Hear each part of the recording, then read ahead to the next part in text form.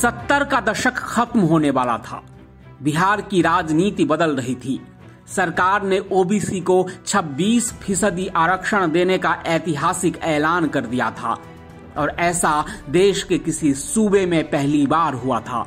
लेकिन इस फैसले के विरुद्ध बिहार में सामाजिक युद्ध शुरू हो गया।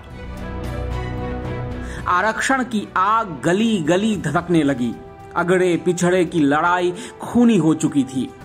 आरक्षण के खिलाफ अगड़ों की आवाज को कोसी इलाके में आकार दे रहा था एक ऐसा लड़का जिसके लहू में आजादी की लड़ाई थी, जिसने जेपी आंदोलन से क्रांति सीखी थी, जिसने नई लकीर खींचने की कसम खाई थी, जिसका नाम था आनंद मोहन।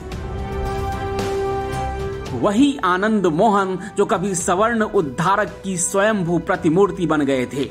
वही आनंद मोहन जो तथाकथित हक की लड़ाई लड़ते लड़ते हत्यारा बन गए थे, जिसका नाम कभी बिहार पुलिस की मोस्ट वांटेड की लिस्ट में सबसे ऊपर था, जिसके खिलाफ तीन बार शूट आउट का वारंट निकालकर भी पुलिस खाली हाथ घूम रही थी, जो सड़क से उठकर संसद होते हुए फिर बरसों बाद सड़क पर उठे एक बवंडर में ऐसे फंसे जिसकी वजह से उनकी हसरत सलाखों के पीछे सड़ गई।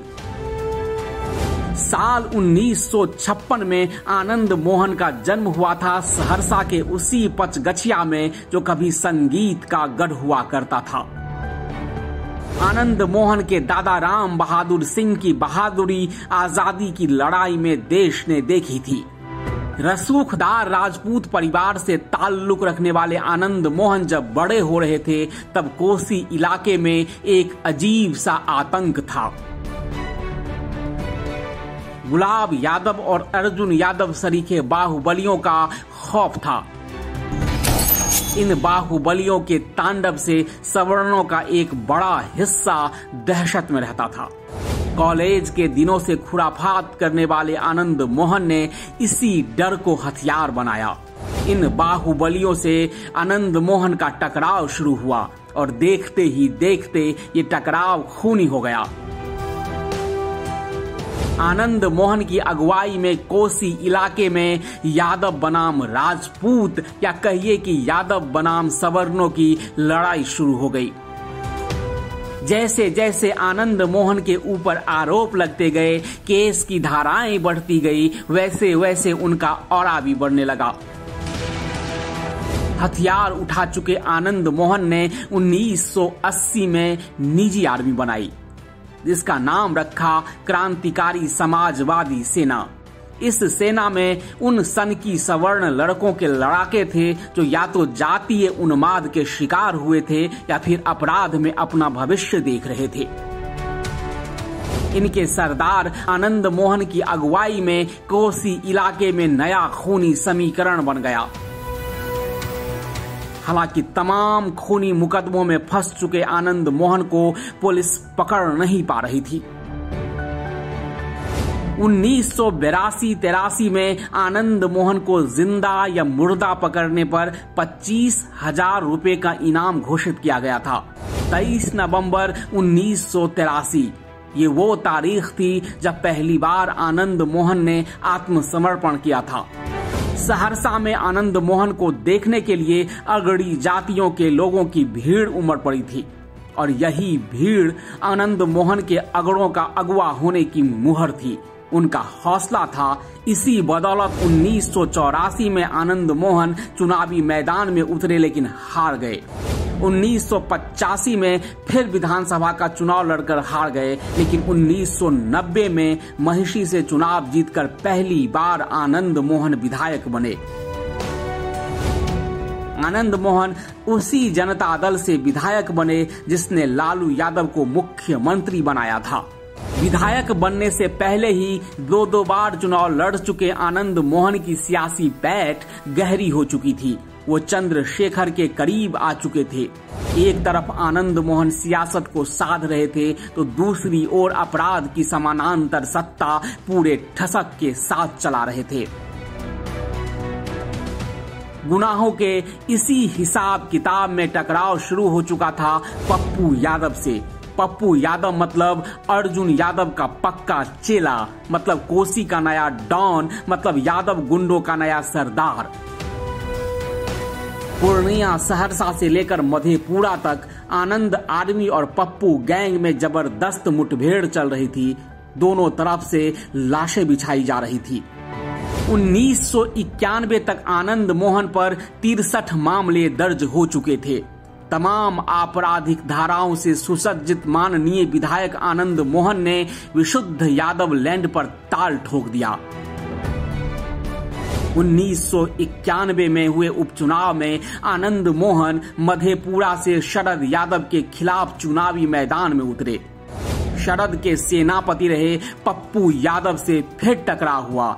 आनंद मोहन चुनाव हार गए, लेकिन राजनीति के अपराधीकरण में पूरी ताकत के साथ जुटे थे। इस बीच 1991 में उन्होंने लवली आनंद से शादी कर ली। जिस जनता दल के टिकट पर चुनाव जीतकर आनंद मोहन विधानसभा पहुंचे थे, उसी के नेता से वैचारिक टकराव शुरू हो चुका था। लालू यादव और आनंद मोहन में तलवारें खिंच चुकी थी।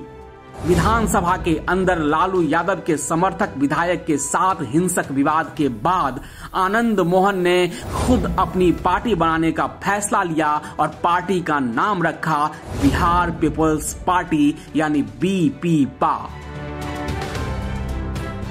साल 1993 प्रभुनाथ सिंह सरीखे नेताओं के साथ मिलकर आनंद मोहन ने अपनी पार्टी बनाई। मुजफ्फरपुर के घोषित बाहुबलियों के साथ गठबंधन किया।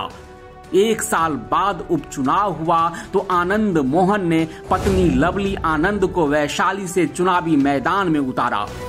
लवली आनंद ने बिहार के पूर्व मुख्यमंत्री सत्येंद्र नारायण सिन्हा की पत्नी किशोरी सिन्हा को परास्त कर दिया।